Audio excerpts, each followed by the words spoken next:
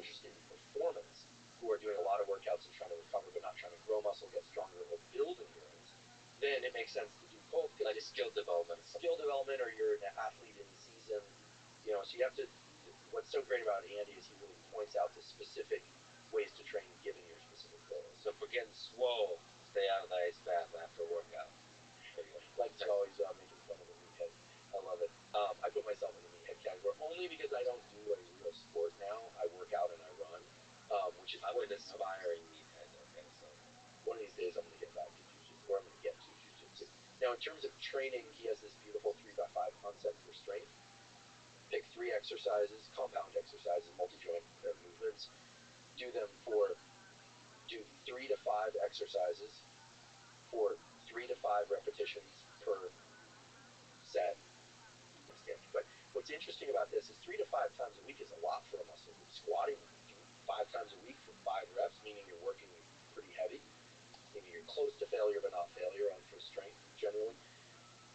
What Andy taught me is that people who are training mostly for strength can do these low rep type regimens frequently because most of the adaptation is neural, and because you're not pushing to failure in most cases, you don't get that sore.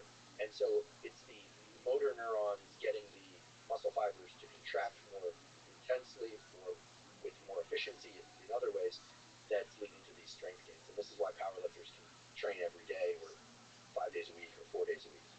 For hypertrophy, I learned from Andy that the repetition range can be pretty broad. You're anywhere from 6 to 30 repetitions. You should do 10 sets per muscle group per week, maybe even a bit more. So high volume. High volume, but you have to go to failure or beyond in order to stimulate growth. Why does it work at such a great range of repetitions? Well, there apparently are 3 ways that you stimulate hypertrophy, and maybe more. One is tissue microdamage to the tissue. The other is through some sort of tension-based changes in the molecular gene programs of cells that lead to protein synthesis that are distinct from damage. The other are metabolic effects of like high repetition work of superfusion of the muscle with blood. We know that third category exists because people are now doing this blood restriction training where they cuff off a muscle and they'll use a really light weight. I've done these before. You can use a 5-pound weight and do curls with this, and you are in pain and the muscles are swelling up with blood. It does lead to hypertrophy, but in general, you're not sore, you're not doing tissue damage. And by the way, don't just tourniquet off a muscle because you have to use the proper cuffs, because you need the blood still to flow in one direction. You can't just cinch it off, or you'll potentially kill yourself if you get a clot or you do it wrong. So get the appropriate cuffs, they're out there.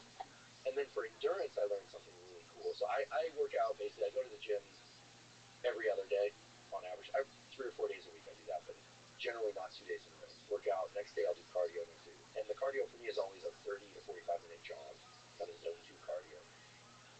Andy informed me that to build endurance while building strength and maintaining muscle size, or even building muscle size, I would be wise to take 1 day a week and add to that all out max heart rate work for 90 seconds at least. So do 90 seconds, then rest, and then maybe do another 90-second all-out sprint. I almost missed my flight going from Los Angeles to Austin. I did that all-out sprint in the airport yesterday. So I actually consider it done for me. So there was a sprinting Dr. Human withdrawal. That's awesome. Because I travel, generally I'll travel with too much stuff. I love that you were probably running late for the flight and used that as an opportunity to Well, as I was doing it, I was thinking to myself, okay, Andy, that's a 90-second sprint, because I got to the security line. I finally got TSC. But that's for extending endurance? That's for, yeah, it actually has some carryover effects on endurance if you're doing the other stuff. And then he also said 1 day a week do this workout, and I haven't done it yet. Maybe do it tomorrow, it'd be fun. Which is you run a mile, you ask yourself, how long did that take? Let's say it took 8 minutes.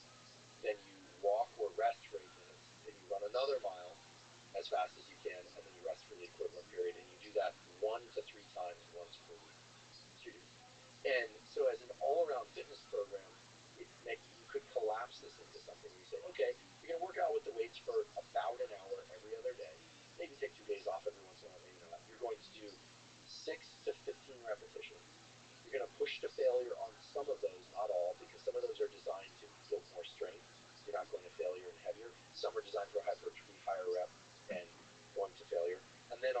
days you're going to jog for 30 or 45 minutes. But for 2 days a week, you're either at the end of your jog or whatever, you're going to do some all-out sprint for 90 seconds and then rest and repeat. And for another day, you're going to do these mile repeats. That's a pretty large chunk of exercise movement. But if you kind of thread through the middle of all that, what you want is a so-called a base or a so-called base anything. You're not going to become a marathoner this way and optimizing marathon and optimize hypertrophy. But for the typical person, 75% of people, 75% of the time, they want some muscle, they want some strength, they want some endurance, and they want often. Because the study that identified this massive 16-fold increase in growth hormone, they had people do this. It's crazy. They got into, temperatures are 80 to 100 degrees centigrade. So that's 176 degrees Fahrenheit to 212 degrees Fahrenheit for 5 to 30 minutes is the typical ranges that people work in these research studies.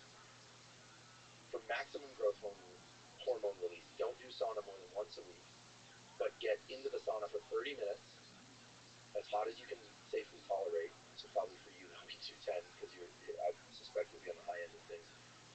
Then get out for 5 to 10 minutes, no cold exposure, get back in the sauna for 30 minutes.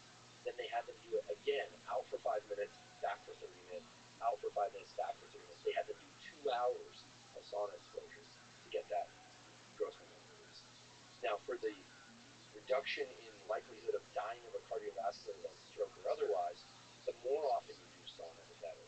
So if you look at all-cause mortality or death due to cardiovascular events, and you look at sauna use frequencies using the same parameters, 80 to 100 degrees centigrade, 1 to 7 times per week, basically the more often you get into the sauna for 30 minutes a day is better than 4 times a week. 4 times a week is better than 2 times a week, and 2 times a week is better than 1. And the reductions in mortality are really impressive. 27, if you get into the sauna the way I just described, the 2 hours a day, but 30 minutes, twice a week, or 3 times per week, you reduce the likelihood of dying, smoking. They even ask them, do you live in an apartment? Are you in a happy relationship? Like, they evaluate other potentially confounding variables. Now, for people that don't have access to a sauna, a hot water bath or a hot tub is going to be your next best bet. And if you don't have access to that, do like the wrestlers do, which is, put on 2 sets of sweats and a hoodie and a stocking cap and wrap yourself in plastics underneath all that and go for a run, but don't. It's called Archimedes Banya. Is there any scientific evidence that being It's called Archimedes Banya. Is there any scientific evidence that being naked is beneficial in the sauna? Well, in certain contexts, it leads to childbirth. Okay, well, I'll have to read up on that. I read that somewhere. But I suppose it's not required, right? Okay, for childbirth. But in all seriousness, in New York, I'll go to a place called Spa 88, and actually, Khabib's pictures of there. He goes there, and that one is clothing. They require clothing. I only just say that because it can be a little bit of a shock to people sometimes as they kind of walk in there, a bunch of naked people. The one in San Francisco. If I go, I'm clothed, mostly because I run into coworkers or things like that. I sort of old fashioned in the West Coast, but that you like to wear clothes around coworkers, yes. Yeah, very old fashioned. Yeah, I mean, to me, it just seems like just be aware. But nonetheless, the banyas have very hot saunas because they're Russian owned. And in New York, there's one on the Lower East Side, but the Spa 88 place, they have some saunas that the moment I get into those, I have a hard time catching a full breath. It burns. They've got a cold dump that's like a shock. And then they've got a wet sauna steam room that's a little mellower. So the nice thing about a banya is you can kind of find your place, and then they do the platza where they take the eucalyptus leaves and you can pay someone, and you cover your groin, and then they beat you with the leaves, and it's supposed to bring the vasculature to the surface. I've only done it once, and frankly, I found it to be a little bit unnerving. I didn't really like the experience, but I'll try and get into a sauna as often as I possibly can, which is once or 3 times per week, and I try and do the cold exposure shower or immersion, but early in the day because it really wakes you up. One of my favorite things I've listened to, I wish there was a video, is listening to a bunch of stuff with Rick Rubin, and he did a thing with Tim Ferriss, the Tim Ferriss podcast. I don't know if you've ever heard it, but he forced them to they did the podcast in the sauna. And I don't think at the time Tim Ferriss was adapted I mean, obviously, the whole experience is stressful as somebody with microphones. Like, what is happening? But I just love that Tim was vulnerable enough to kind of give himself over to whatever the hell this experience is, and I'm just so happy that Rick like pushed that kind of idea and just let's do it.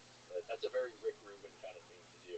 We must not we must do this. It has to be done. A podcast that was done from a sauna continuously would be really interesting. Like you could call it like the pressure cooker or something. Oh, I mean like a regular podcast. Yeah, like you have to sit with your guests in the sauna, or they have to sit in the sauna. Well, that was one of the interesting things. Is it was a sad thing because I believe there's no video of that podcast, but you could tell there was a kind of there was suffering, especially on Tim's part. It was like a degradation.